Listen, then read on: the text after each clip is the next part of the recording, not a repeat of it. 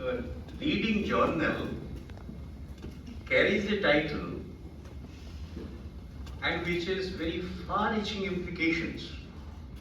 What's wrong with the banks? Esteemed Director, Professor Vishwa, and my dear friend from the IMI, Devidatta, Pritesh. I call it because I know him long back. And members of the audience, august audience. Let me thank you, the esteemed director, for the beautiful opportunity you have given me to come here, to see your campus, and I tell you, it's a beautiful campus.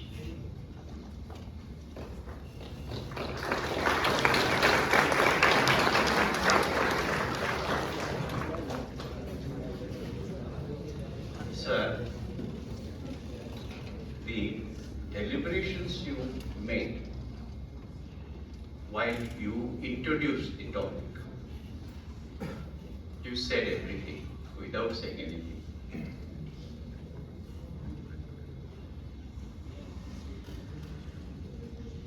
Professor, your director, sir, two things he emphasized, which are of very importance, crucial importance to all of you.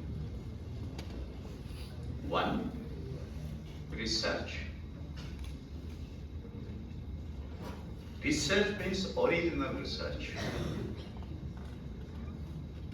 And doing original research, either on AI or any other subject related to your area of interest, is a challenging job. You must take the challenge. And Professor Vishwa said, publications, you're all students here. See, long back, one Indian luminary said, either you industrialize or you perish. Today, you can change it and you can say, either you publish or you perish. Why? Through publications, and publication is not a very easy job. I can assure you, it is not an easy job. It's a very difficult job.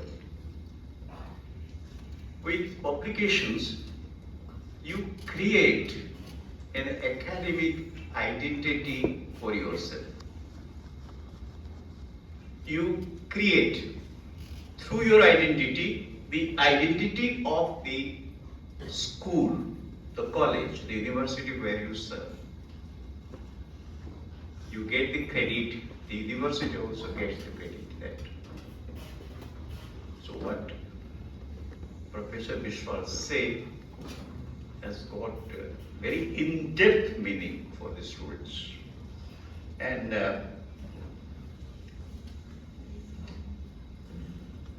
yes, Professor Vishwa dwelt on banking very thoroughly. If you have listened to what Professor Vishwa said, I don't think you can have any better reflections on banking as it is on today. What it will be tomorrow, that you can also guess.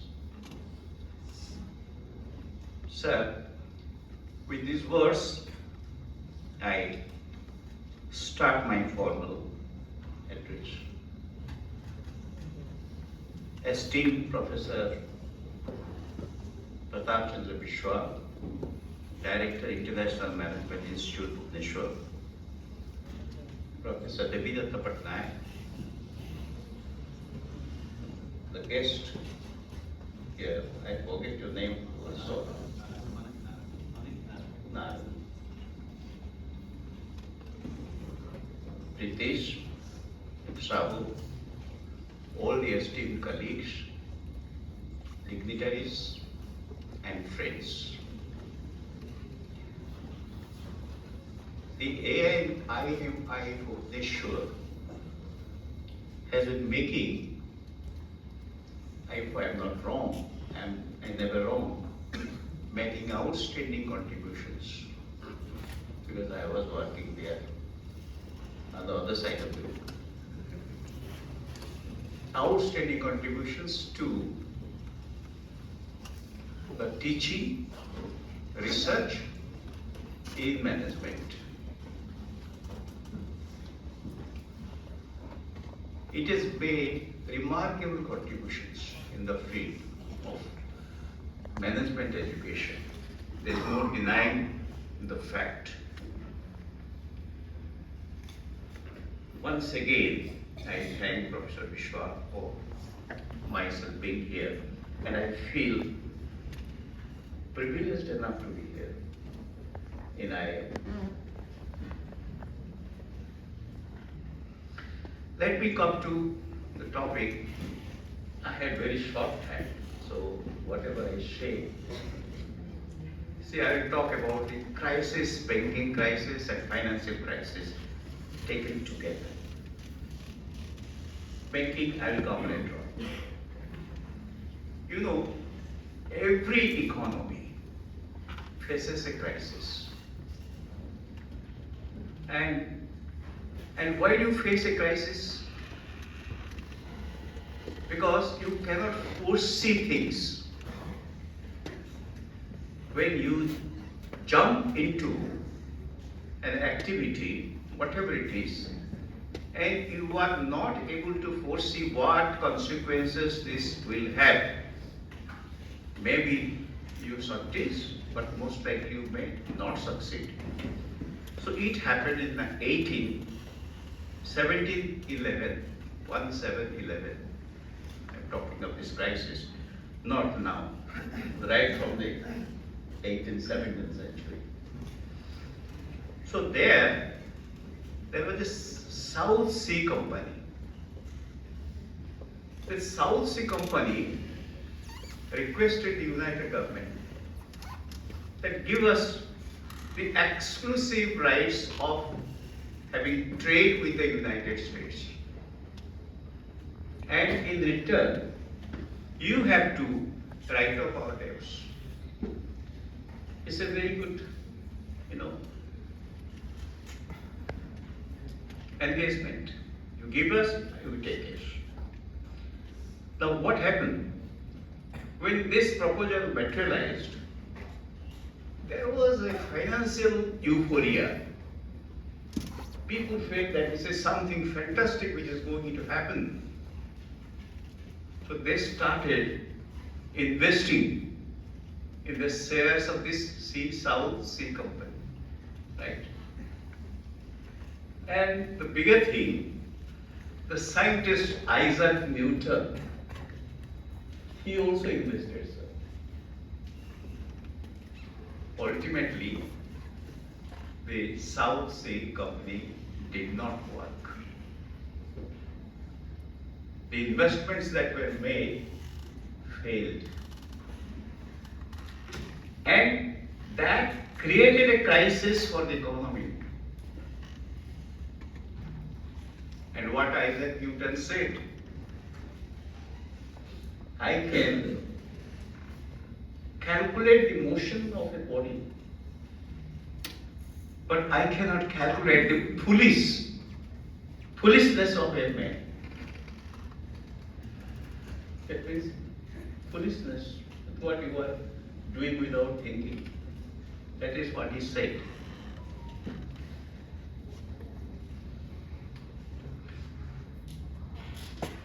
Secondly, you must have heard about the dot-com crisis. That is very recent. That happened in 2000. It was a speculative bubble. You speculate. A new technology, the internet came. It promised applications. There was unexpected exuberance for commerce and communication to all the stakeholders, including financial institutions. But the market had to correct itself because there was so much of investment in this internet at that time. And what happened?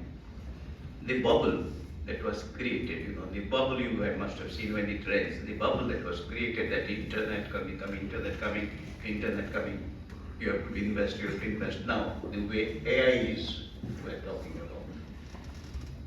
So that failed. And this approximately is resulted in a loss of $5 trillion. See, the crisis occurs because you feel this is an area where we can make investment and get some money, get reward.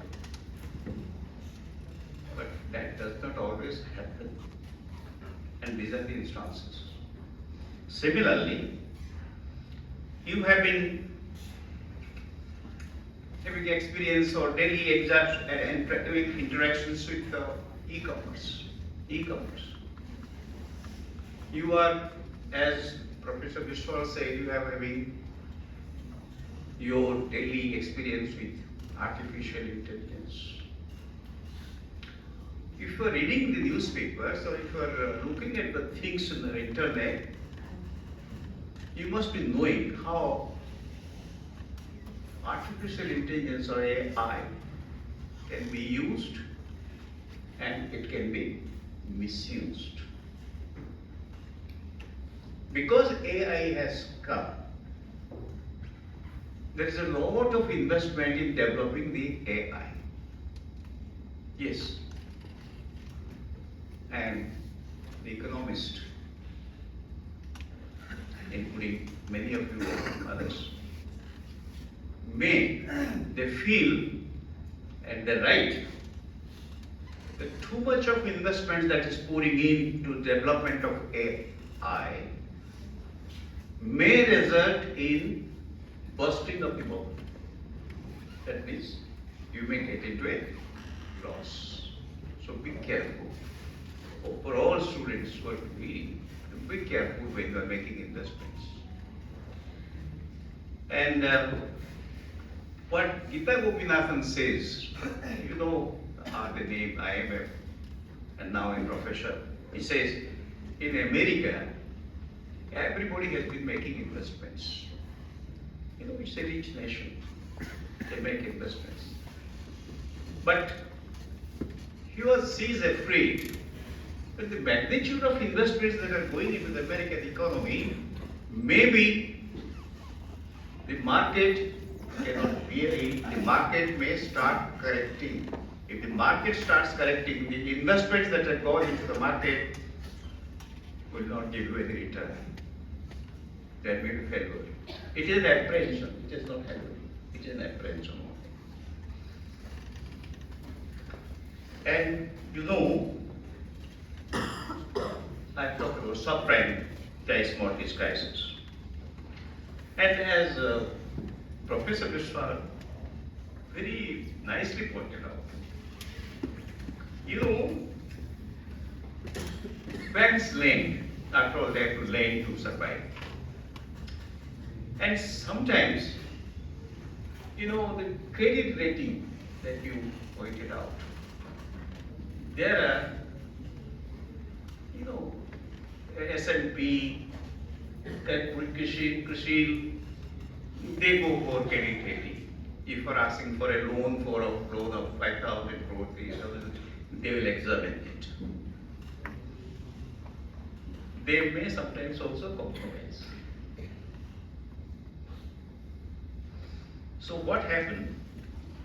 The most infamous of all the borrowers who could create a banking crisis were the ninja loans, NINJA. What it stands for? It stands for you have no income, you have no job, you have no assets, and yet you get a loan. Why? because the scrutinizers have compromised. And you can say, what is this? If he has no money now, tomorrow he will have money. Normally that is what we say. Today he is a poor man, tomorrow he will be a rich man. You look at his background. So you start investing. So ninja loans, and when such loans are advanced by the commercial banks, you can never be sure what is going to happen to them. And when you are talking of this financial innovations, financial crisis, you know, something has come of late in foreign countries. This is also here in India, because every student must be, experiencing it. You go to a restaurant and you eat, you don't pay. What is the promise? You will pay. Promises I will pay. So the economists, what they said, this is happening, sir. You know, in our daily life, we get many things on credit because we have trust. So economists, they have a way of watching the situation and coming out with concepts. They say, what they say, this is theory of BNPL. This is something which has come out, BNPL. And what it says, buy now, pay later. Buy two, take three. Buy one, take two. Modified versions. Some way schools will say, sir, not here. If you get me one more student or two students, I will make this boy free. This has happening. As professor was saying, there is a mushroom growth of engineering colleges, and they did not get students. So how do they get students? So they have appointed dalals. That's a strong word. And dalals are not reliable. I am working for you. You are giving me 500 rupees per student or 1000 rupees per student. The other one, he says, I will give you 2000. Transfer the students to me. This happens. So what happens to that institution? Crisis. And that will be closed. So like you have said that many of the engineering colleges sprouted at that time have been closed, and the gates you go, they are on the lock and key. This can happen. Similarly, many of the, when the management education becomes very, promising, you will find in the Bhubenashwar every lane, every street, has a management institute. So management institute everywhere. What happens if there is a mushroom growth of management institutes? Only the best will survive. You cannot sustain yourself. So investments you are making will be nowhere. You will get into a crisis. So therefore you have to be very careful in assessing the prospects of the institution, of the activity or the enterprise that you are considering worthwhile for making your investments. Unless you are prepared to get into a crisis, financial crisis. Similarly, when you are talking of banking, who can tell about banking better than Professor, I will tell you, Rajan, yes, Professor Rajan. Raghuramnath, you must have heard his name. The students, he is now a professor in finance. He was the governor of the Reserve Bank. He could not pull up. With whom? With whom. So he had to resign. Why? He said, in India, you cannot know what type of banking is taking place. I will give one instance. You are an applicant for loan. I give you 100 crore. Okay? After 5 months or 6 months or 1 year, I go and visit the site. How far your project is working? You have taken a loan of 100 crore. Now he finds very disappointment. It's not working. 500 crore has been given, but no work, nothing. So what he does, he comes, reduces it from 1000 crore to 500 crore. Just imagine the project which was estimated to cost you 1000 crore, you now reduce it to 500 crore. You are indirectly mobilizing the person so that he cannot pay, he will not pay, and there is a mutual understanding. I think you get the mechanism. So if he cannot do it with 1000 and you reduce it to 500, he will say, no, I will not work. And what happens? He will not pay you the loan. And there will be some understanding with the manager. This happened in India. In so many institutions. I am not referring to those who have run away with 7,000 crore, this, that. This happened at the time of Professor Bhubenashwar. And same thing, how the banks are behaving, same thing were corroborated by none less than Professor Dr. S. Mundra, who was the Deputy Governor of the Reserve Bank. So you are facilitating a crisis. It is not a crisis of its own takes place. In some cases, crisis will take place because your investments fail. In many cases, crisis may take place because you are causing a crisis. You are creating all the conditions for a crisis. And who benefits from that crisis? I benefit. How does it matter? It's not money, my money, it's not your money, it's depositors' money, and that is insured. What will happen to me? So that way you can play havoc with the economy. When you are talking of banking and finance, and what is the change in banking that you find today? There is a beautiful banking book on banking, sir. That is Banking 2.0 by Brett, recently published. What does he say? He says, banking is no longer the same. It has changed tremendously. You have this mobile phone, I think our guest, he chief speaker referred to the mobile phone, smart mobile phone. With your smart mobile phone, you can create havoc also with the accounts and all that.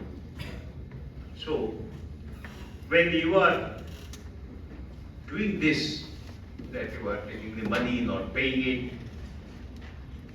all these things happen.